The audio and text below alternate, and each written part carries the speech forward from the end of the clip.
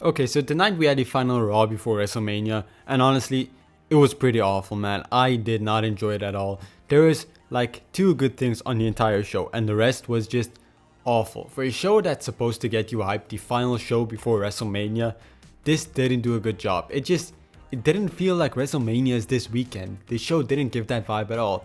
Besides the main event, which was the only pretty big thing that happened, nothing else felt major. Nothing else felt like, damn, okay, WrestleMania is right now, things are getting serious. It just didn't give that vibe at all. What's going on? My name is Coach and I'm your go-to source for everything relating to the WWE, and let's talk about Monday Night Raw. So the show opened with Gunther, who was supposed to be interviewed by Michael Cole, but Gunther just crashed out, lost his shit, and went on a rant talking about Jey Uso, how he never lost his cool and everything he did was precise and planned, and that come WrestleMania, he will put an end to Jey Uso and defeat him for the 4th consecutive time. This was a really good promo. I really liked this opening. Both promos by Gunther and Jey Uso tonight was really good. I'm gonna get to Jey Uso later, but this Gunther promo was really good. Like, he felt dangerous. He felt like a force to be reckoned with here, and I really liked that. And let's get into what Jey Uso said later tonight. He came to the ring through the crowd, not yeeting again. They played a song twice because the crowd asked for it. But what I really liked was how they developed him from last week. Last week the crowd just kept yeeting through his promo and it kind of took away the seriousness. This week they played more into it, keeping him serious but involving the yeets more, which made the promo feel a lot more natural, and it still kept the crowd engaged in what was going on. While both promos were really good from both men, I would have liked to see the two of them just go at it, because this feud should be a lot more serious. I mean, did you see what Gunther did to Jimmy in front of Jey? Jey should be pissed, but Jey hasn't really done anything. He hasn't tried to get his hands on Gunther. So I would have liked to see them just go at it. That would have made this match feel a whole lot more special.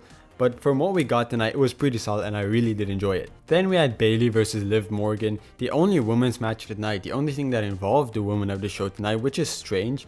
But it was just an okay match. Bayley ends up defeating Liv Morgan, setting us up for this women's tag team championship match on WrestleMania.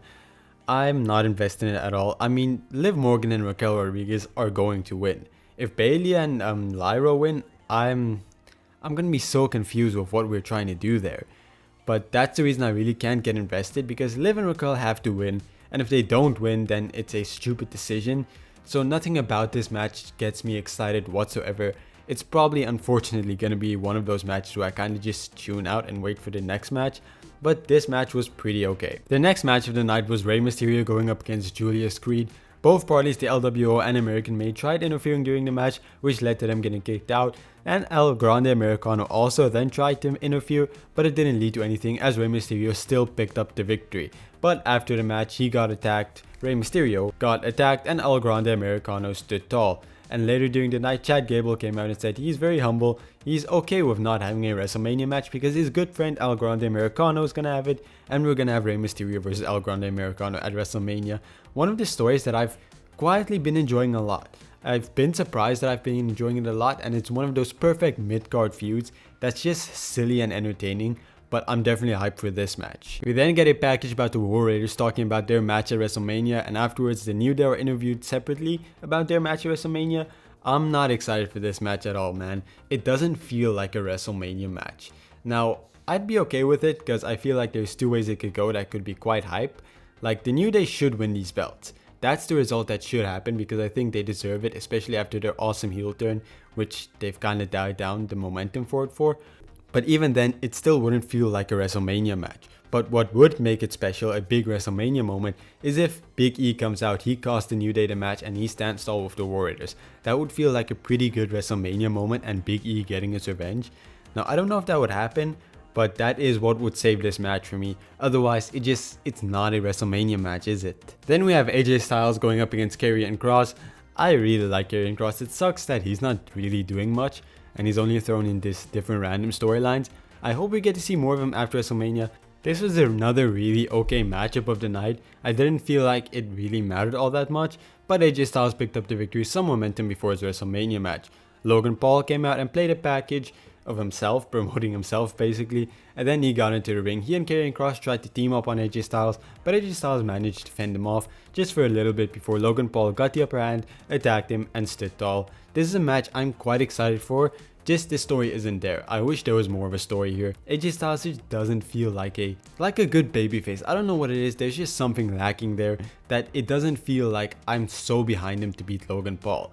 I think they're just going purely off of the Logan Paul hate, hoping that could carry it.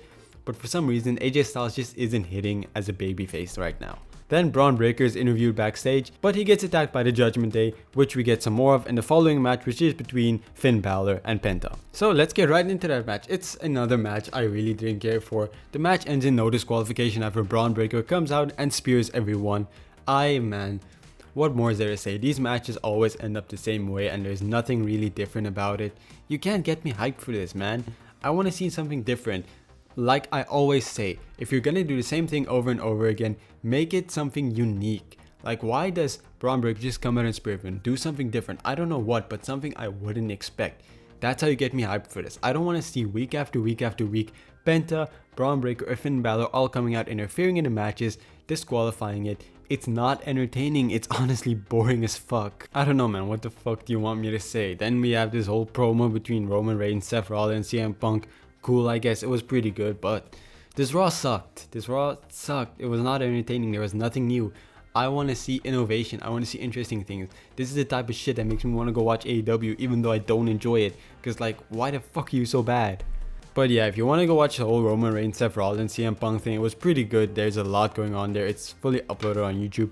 So go watch that. But I'm done talking about Monday Night Raw right now. Overall, I'd give the show a 3 out of 10. Like, it was not entertaining. There was nothing new. It was just a rinse and repeat of shit we've seen before. So what really do you want me to say, man? I can't give you an in-depth analysis or in-depth review of anything that happened because nothing new. You know all of this stuff. You've seen it all before. So yeah, that was me. I promise my videos are a lot better than this because there's a lot more to say on NXT and the other stuff. So if you're interested in anything relating to WWE's developmental scenes and how they bring up talent, I mainly cover that on this channel. So go check that out. It would mean a lot to me. We're almost at 500 subscribers. So please leave a like and subscribe. Comment what you thought. I hope to see you again soon, everybody. Goodbye.